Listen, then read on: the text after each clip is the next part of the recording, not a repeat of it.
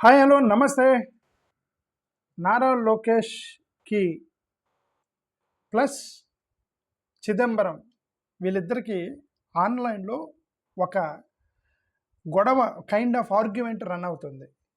ఈ ఆర్గ్యుమెంట్ ఏంటంటే సౌత్ ఇండియాకి అన్యాయం జరిగిద్ది డీలిమిటేషన్ వల్ల అనేది చిదంబరం అయితే, మా ఎన్డీఏ గవర్నమెంట్ అనేది న్యాయం చేస్తుంది సౌత్ ఇండియాకి అని చెప్పేసి నారా లోకేష్ మాట్లాడుతున్నాడు. ఎన్డీఏ పర్సన్ కాబట్టి అదే మన సౌత్ ఇండియాలో మన ఆంధ్రప్రదేశ్ ఒకటి నార్త్ ఇండియా లాగా బిహేవ్ చేసేది కాబట్టి ఇక మనకు తప్పదు. ఈ నాయకులు నార్త్ ఇండియా వాళ్ళతో కలిసి ఉన్నంత వరకు మనకు తప్పదు. మన సౌత్ ఇండియాకి వీళ్ళు అన్యాయం చేస్తూనే ఉంటారని నేనైతే అక్కడ అనుకుంటున్నాను.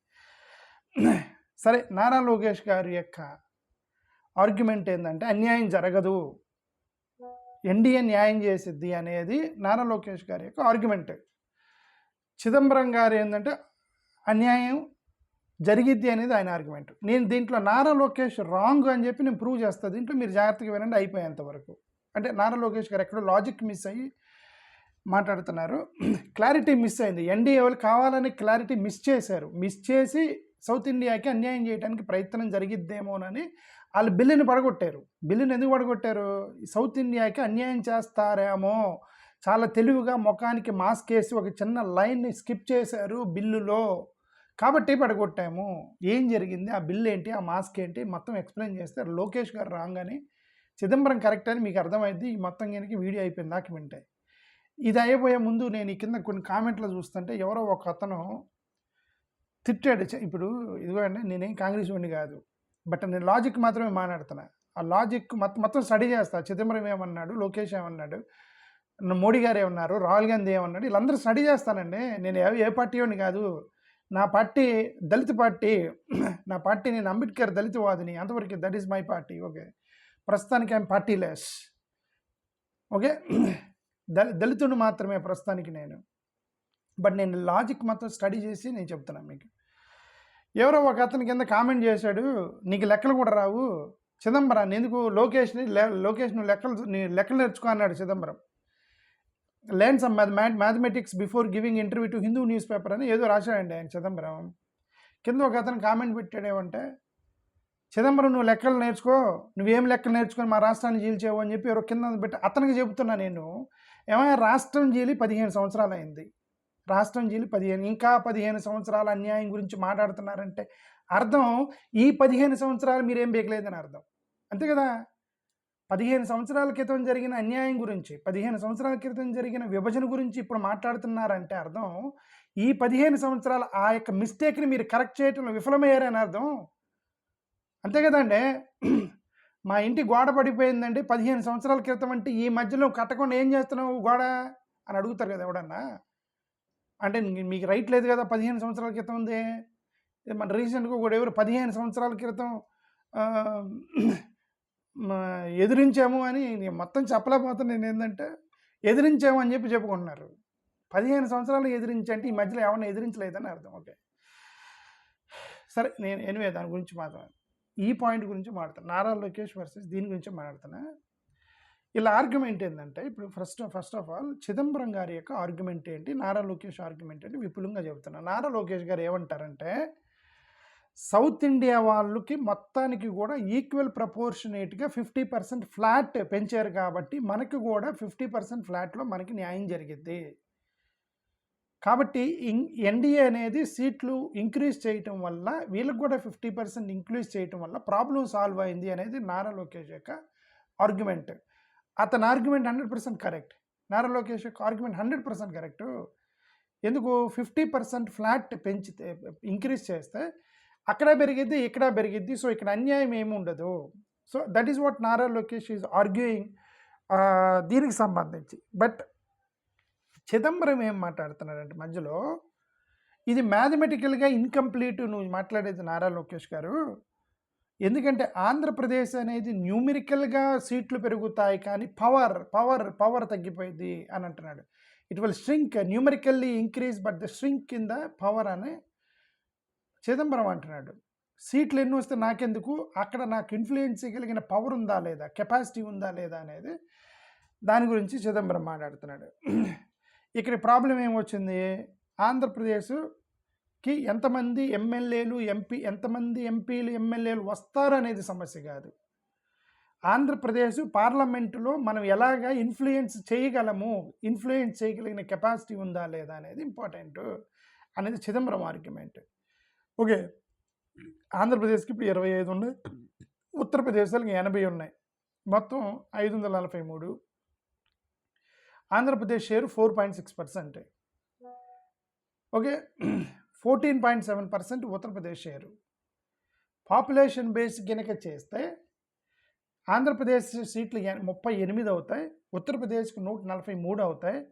మనది 4.48%కి పడిపోతే ఉత్తరప్రదేశ్ వాళ్ళు 14% నుంచి 17%కి పెరిగిపోతాయి. ఇది అన్యాయం అని చిదంబరం అంటున్నాడు. లోకేష్ ఏమంటారంటే పాపులేషన్ బేస్ మేము చేయట్లేదు కదా, ఫ్లాట్గా 50% పెంచుతున్నారు కదా, ఎన్డీఏ న్యాయం చేస్తుంది కదా, అందరికీ 50% పెంచి అన్యాయం ఎక్కడ ఉందని నారా లోకేష్ యొక్క ఆర్గ్యుమెంట్. వీళ్ళిద్దరు ఆర్గ్యుమెంట్ మీకు అర్థమైంది అనుకుంటున్నా. ఒకరేమో పాపులేషన్ బేస్ అని ఆర్గ్యూ చేస్తున్నాడు చిదంబరం, లోకేష్ అంటాడు పాపులేషన్ బేస్ కాదు కదా, మేము ఫ్లాట్గా 50% పెంచి అందరికీ 50% పెంచుతున్నాం కదా అనేది సింపుల్ ఆర్గ్యుమెంట్. ఇదేంటంటే ఒకరు ఏ గురించి మాట్లాడుతున్నారు, ఇంకొకరు బి గురించి మాట్లాడుతున్నారు అని మీకు అనుమానం రావచ్చు. అదే ఒక రెడ్ అంటే ఒకరు వైట్ అంటున్నారు ఏంటి, అసలు యాక్చువల్గా సబ్జెక్ట్ ఏంటి? ఆయనేమో పాపులేషన్ అంటాడు, ఈయనేమో ఫ్లాట్ పర్సంటేజ్ ఆఫ్ ఇంక్రీజ్ అంటాడు అని ఎందుకు వచ్చిందంటే ఆ లిటిగేషన్ పెట్టింది ఎవరు, లిటిగేషన్ మాస్టర్ ఎవరు? ఎన్డీఏ. అక్కడ మోడీ గారు గవర్నమెంట్ పార్లమెంట్లో బిల్లు పెడితే వీళ్ళు పడగొట్టారే, అక్కడ ఉంది లిటిగేషను. ఏంది ఆ లిటిగేషను? సౌత్ ఇండియా వాళ్ళు ఏమంటారంటే మీరు ఇండైరెక్ట్గా ఒక క్లాజ్ పెట్టారు అంటారు. ఏంటి ఆ క్లాజు అనేది ఇప్పుడు లోపలికి వెళ్ళి చూద్దాం. క్లాజ్ ఏంటంటే ఇప్పుడు ఇది చెప్తున్నా మీకు, ఇది ఎగ్జాంపుల్ చూపిస్తున్నా. ఎగ్జాంపుల్ ఇది పుస్తకం ఉంది, ఇది ఆర్టికల్ 81 అనుకోండి. ఇది ఆర్టికల్ 81. అఫ్కోర్స్ దీని మీద డెంటిస్ట్రీ అని ఉంది, ఏదో డెంటల్ డాక్టర్ సంబంధించింది. ఓకే, ఆర్టికల్ 81 పుస్తకం పేరు. ఓకే, ఆ లోపల 3 క్లాజులు ఉన్నాయి. పుస్తకం లోపల మూడు చాప్టర్లు ఉన్నాయి. చాప్టర్ 1 జనాభా ప్రాతిపదికన నిర్ణయించాలి అనేది చాప్టర్ 1. చాప్టర్ 2 ఎవరికి ఎన్ని వస్తాయి అనేది చాప్టర్ 2. చాప్టర్ 3 ఎలాగా చేయాలనేది చాప్టర్ 3. ఆర్టికల్ 81 అనేది ఇప్పుడు వీళ్ళిద్దరి మధ్య గొడవ. ఆర్టికల్ 81 నారా లోకేష్ దాని మీద రాశారు. ఆర్టికల్ 81 అనేది 2026లో ఎండ్ అయిపోతుంది అని ఒక రాశారు. That is wrong. That's what Lokesh is doing mistake. Article 81 అనేది కాన్స్టిట్యూషనల్ ప్రొవిజన్, అది ఎండ్ అవ్వదు. ఆర్టికల్ 81 ఎండ్ అవ్వదు. ఆర్టికల్ 81లో ఉన్న దాన్ని మాత్రం ఎండ్ చేస్తూ వీళ్ళు బిల్లు పెట్టారు. రాజ్యాంగ సవరణ చేయించాలి. ఆర్టికల్ 81 అనేది కాన్స్టిట్యూషనల్ ప్రొవిజన్ కదా, దాని రాజ్యాంగ సవరణ ఆర్టికల్ 81ని ఎత్తేస్తున్నామని మీరు బిల్లు పెట్టలేదు, అక్కడే దెబ్బ కొట్టారు. ఎన్డీఏలో వాళ్ళు ఏమని పెట్టారంటే ఆర్టికల్ 81లో జనాభా ప్రాతిపదికన అనేది వదిలేసి ఆ క్లాజ్ అంటే చాప్టర్ 1 అని కదిలించకుండా చాప్టర్ 2లో జనాభా ప్రాతిపదికన డివిజన్ చేశారు కదా, ఆ జనాభా ప్రాతిపదిక డివిజన్ దాన్ని ఇంక్రీజ్ చేస్తున్నాము 50% ఫ్లాట్ అని చెప్పి సెకండ్ క్లాజ్ మార్చారు. ఫస్ట్ క్లాజ్ని వాళ్ళు కదిలించలేదు, బిల్లులో పెట్టలేదు. అంటే article 81 still continues, but only there are amendments in chapter 1, chapter 2 and chapter 3.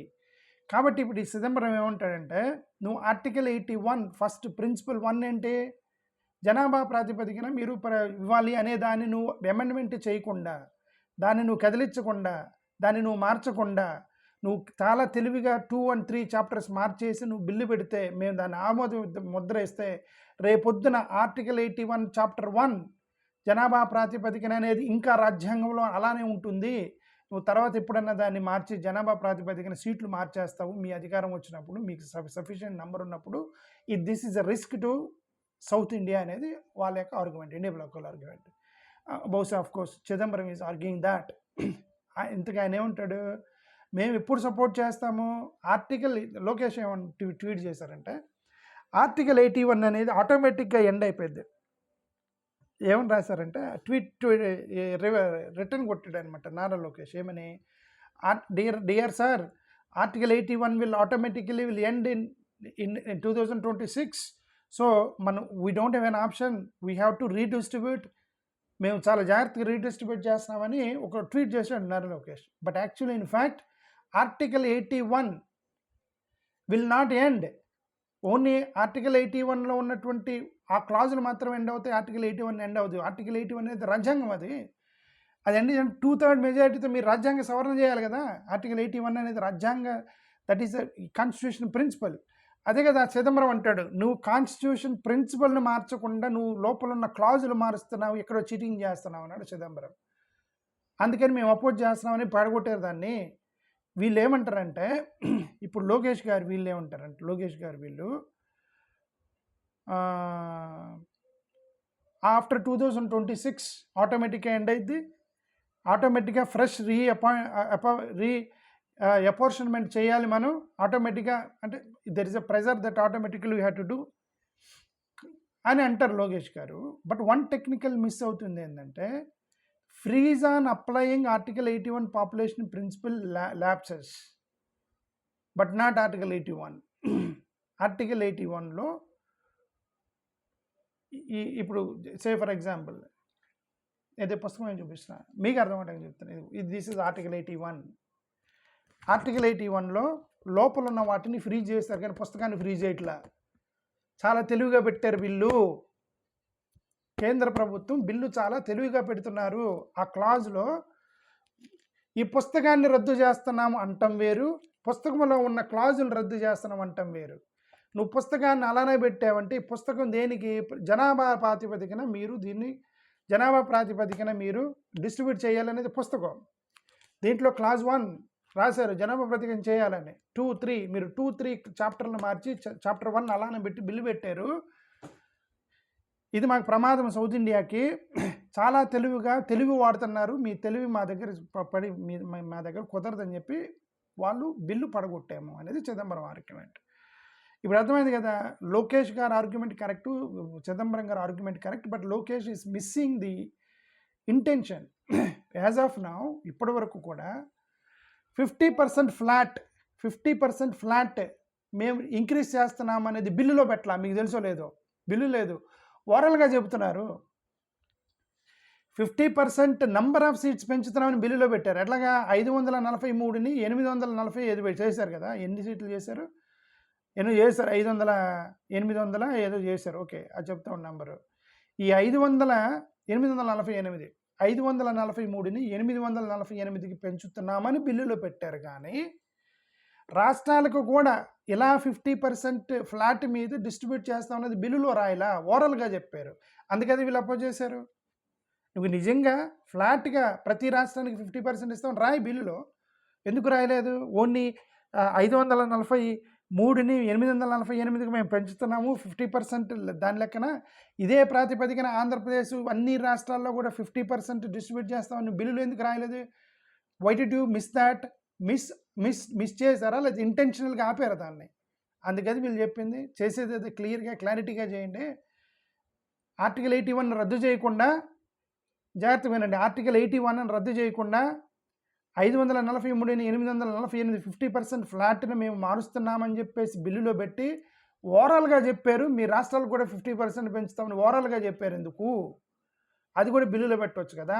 కాబట్టి మేము బడగొడుతున్నామని బడగొట్టారు. కరెక్టే కదా వాళ్ళు? కరెక్టే కదా. లోకేష్ ఈజ్ రాంగ్ కదా ఈ పాయింట్లో.